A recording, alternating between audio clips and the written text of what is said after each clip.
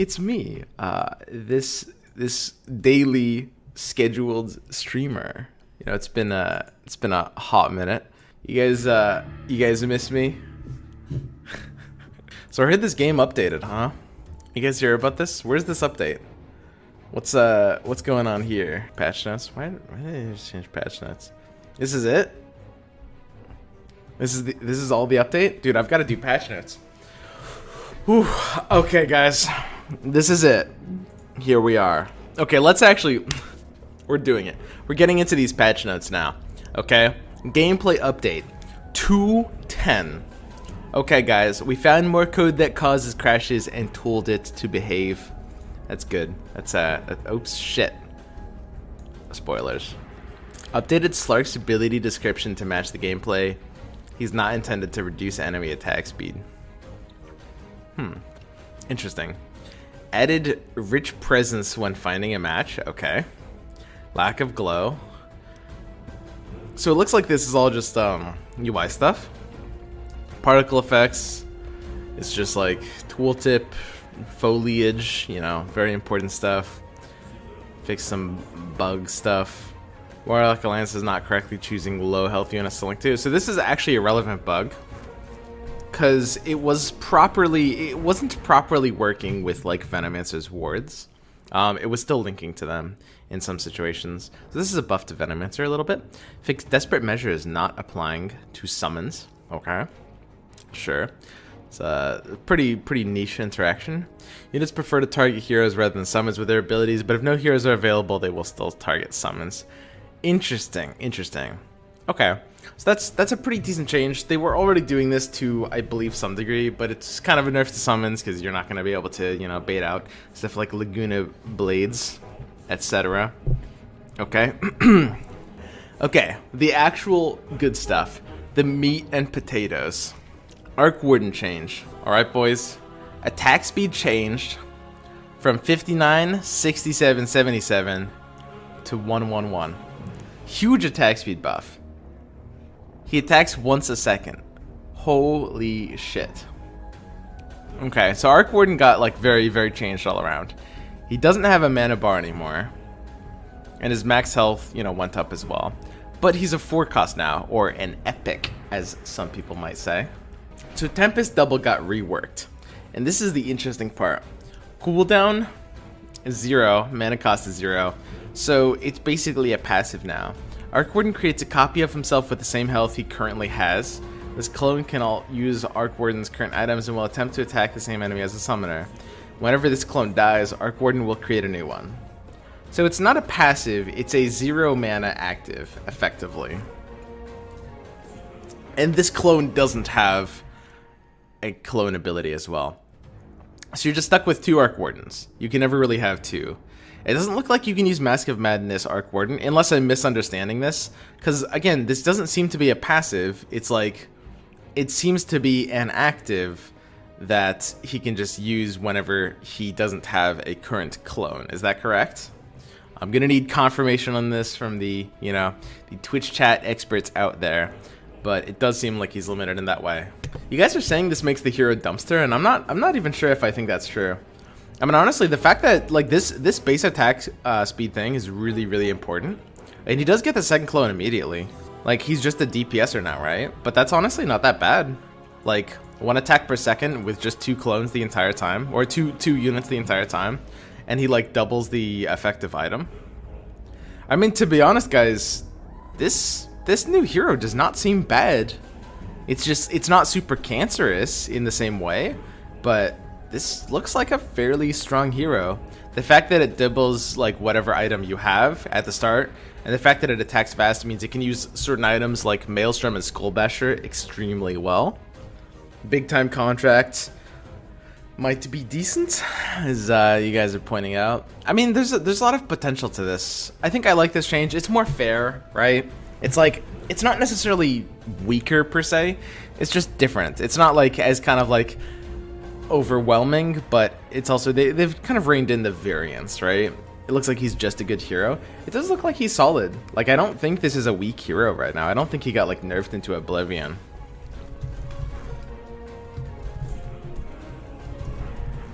Okay. So, let's move on. Clockwork. 5 armor. Ooh. Oh, 150 max HP. This hero is still garbage, right? Can we confirm this hero is still garbage? 5 armor is nice. It is nice. It's like, it's almost a free chainmail. Refresher Arc Warden is currently bugged already. He summons 2 clones, then summons 2 clones each time a clone dies. Lol. God fucking damn it. I'm basically 1/8 gay. 10-hour patch stream. 10-hour patch stream. I don't know, man. It's like, it feels like this game is buggier than I would expect from Volvo. This is like CD Projekt Red levels of bugginess. Medusa. Attack damage minimum 25. Attack damage minimum 20. Minimum. Maximum? Okay, so attack damage up by 22.5. This is a bump. Medusa literally just got a free claymore, which, I mean, honestly isn't that big of a deal, but it makes her like an actual somewhat palatable hero now. Like, she feels okay. She was really weak before, and this is a bump that takes her more towards normal. So you might see people like splashing in Nagas and scaled again. She's really, really hard to 2-star still. And this was the biggest change from like, if you look at the last patch notes where like Troll and Medusa both got bumped to Legendary instead of Epic. Legendaries are really, really hard to 2-star, especially in this meta, right? Okay. Tinker's attack speed is up by 100 milliseconds. Armor is down, interesting, so he's like, you know, more of a ranged unit, more DPS. And attack damage minimum is up 10 and minimum is up 12, so up 11 damage on each attack on average. This is a pretty solid upgrade, I guess. It's kind of like more of a ranged unit. It's trading off some like armor for some DPS. Honestly, I don't know if this were worth it, right? Is this worth it?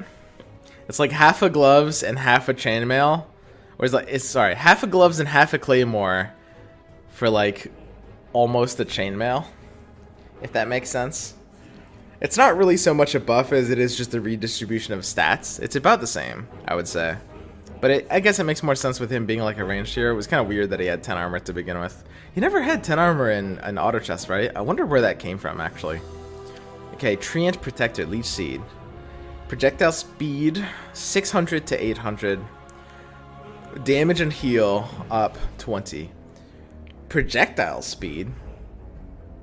The fuck is projectile speed? Leech Seed had a projectile speed?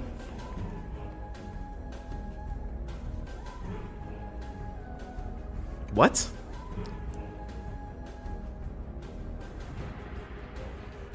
You mean like travel time? Doesn't it just like enter your opponent? It's unnoticeable because it's one cell, so the first heal comes out faster. Okay. I mean, I guess that matters a tiny bit. What's projectile speed in this game? Is this like 600 to 800? What does that mean in the context of this game with how cells work? Because I know what this would mean in Dota. That's weird. It probably is like almost unnoticeable, but travel time from enemy to healed hero. Okay. That's a very minor buff. Could actually matter in some cases. So we have the damage and heal is up 20 and 40 on level 2. Whoa. Oh god, that's actually crazy. So we look at level 2, it's 110 to 150. It's up 40 on level 2. And that's where he's going to be most of the time, because you get like a level 2 Ench and you get a level 1 Tree, and Tree is going to be level 2 most of the time. Looks like they're buffing Druids again, boys. Can we get a patch where Druids don't get buffed? Is it possible? Druids at it again. It happens every time, without exception. Every patch. What is going on? Okay. Lycan.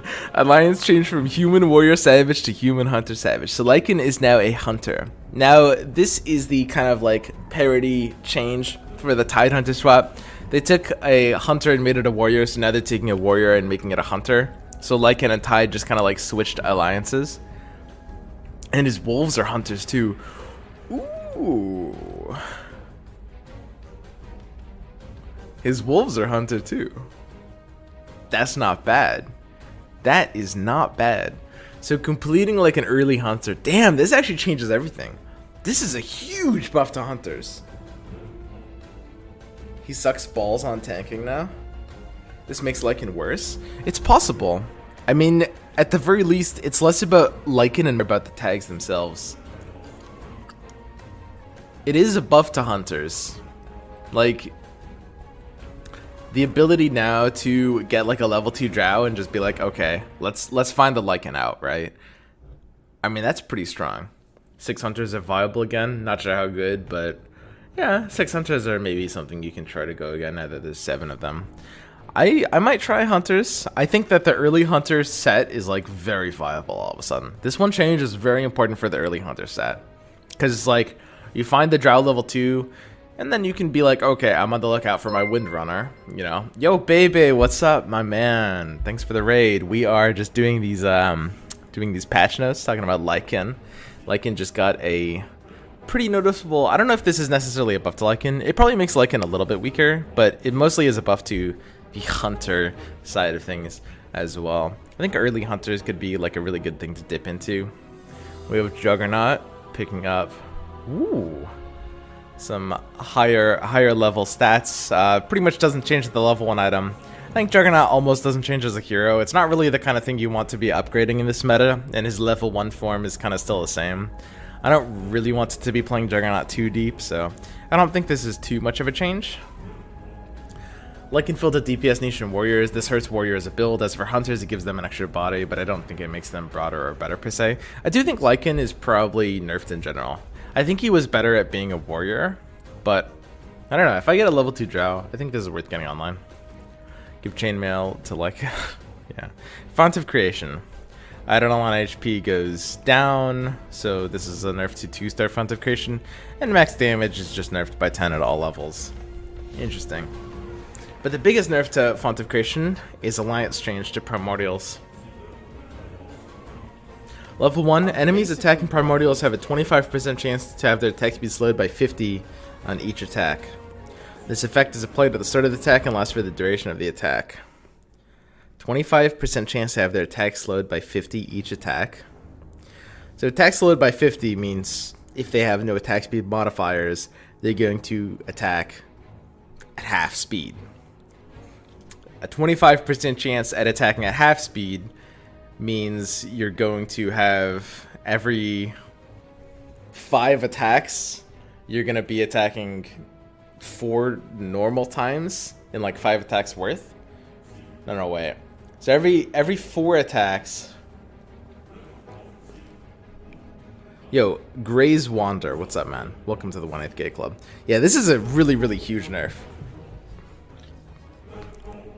It's just a 12.5% attack speed reduction. Yeah. So basically, in that case, every like 8 attacks, it's like they get 7 attacks worth of value. This is pretty bad.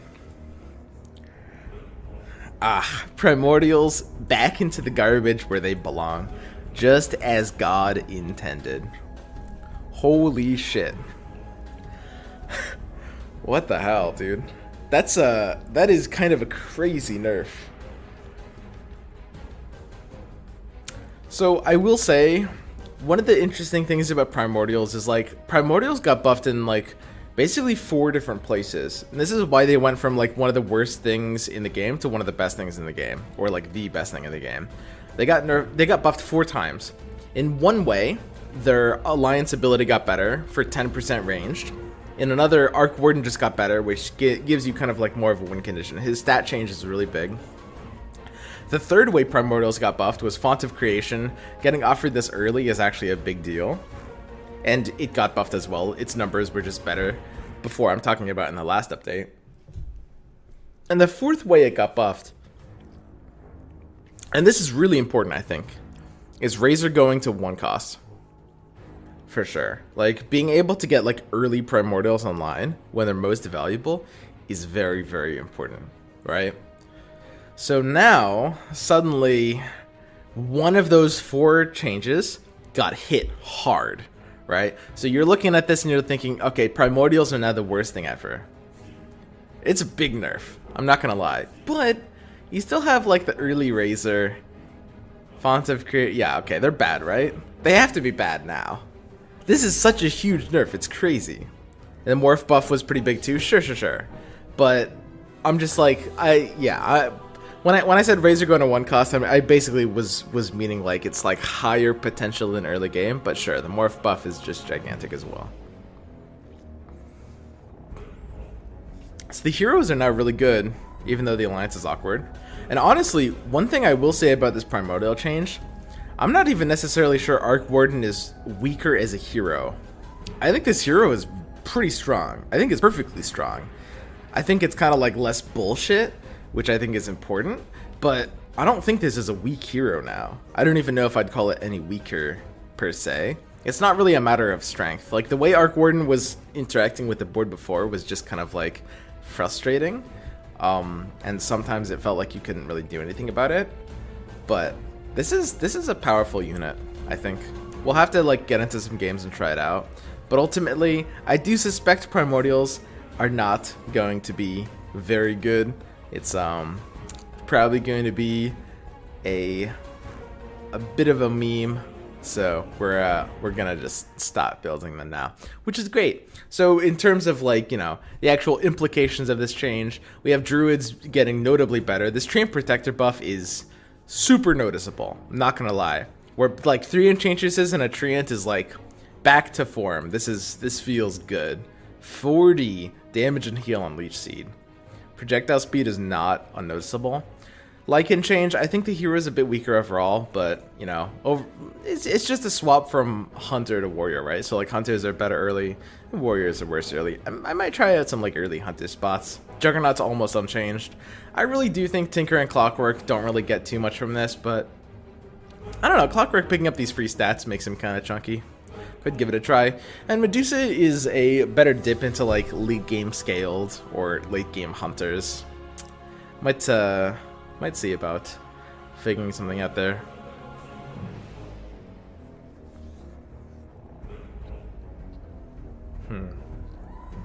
One thing I will say with Arc Warden, there was this, I wonder if you can fit it into anything else. I wish Shaman hadn't been changed as an alliance.